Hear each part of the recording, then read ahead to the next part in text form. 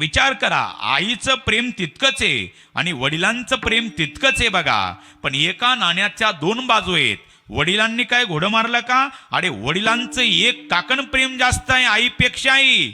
पण आई समाजाला दिसली, आईचं प्रेम समाजाला दिसलं, बापाचं प्रेम झाकून राहिलं. नाहीतर विचार करा, आई ज्यावेळेस आपल्या मुलाला घेताना आपल्या कडेवर घेते का?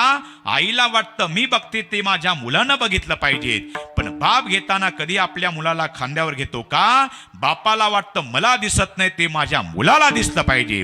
पण तुमचा सेन काढणारा बाप असू द्या, फाटकं धोतर फाटकी बंडी घालणारा बाप असू द्या, पण आपला मुलगा एसीच्या गाडीमध्ये लाल दिव्याच्या कारमध्ये घरी आला पाहिजेत असं उरासी स्वप्न बाळगणारा फक्त बापच असतो बघा.